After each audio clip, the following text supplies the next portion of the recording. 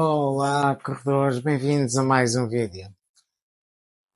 Hoje o vídeo vai ser bem diferente, porque eu vou responder, ou tentar responder a um conjunto de questões que vão ser colocadas, e que são questões muito extremadas. Não há ponto intermédio, eu não posso escolher uma situação intermédia e, portanto, vai ser muito complicado porque as coisas nem sempre são só de um lado ou só do outro. Há muito ponto intermédio, muito, nem é A nem é Z, há muitas letras pelo meio e, portanto, vai ser bem complicado responder a algumas questões.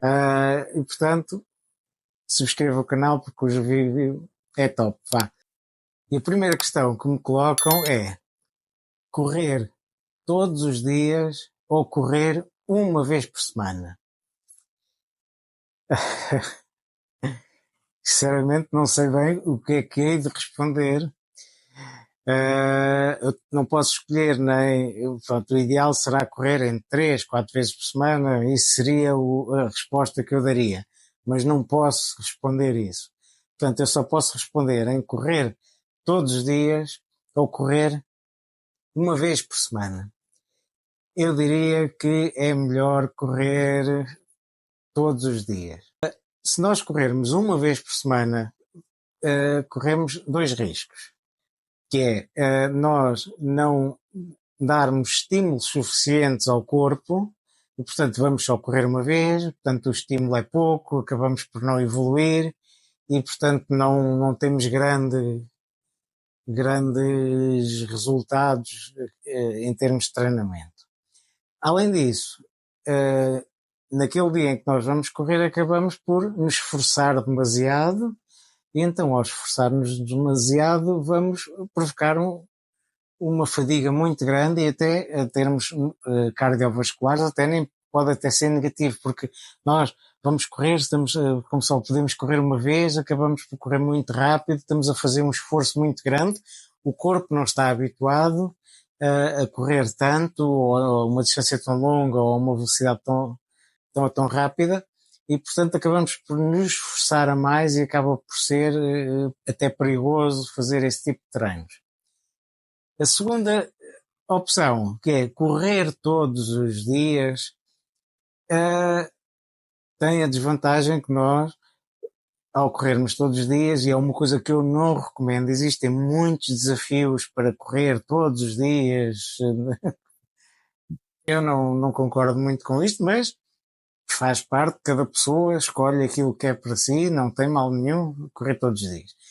E aliás, a resposta que eu dou a esta questão é correr todos os dias é mais recomendável do que correr só uma vez por semana. E isto porquê?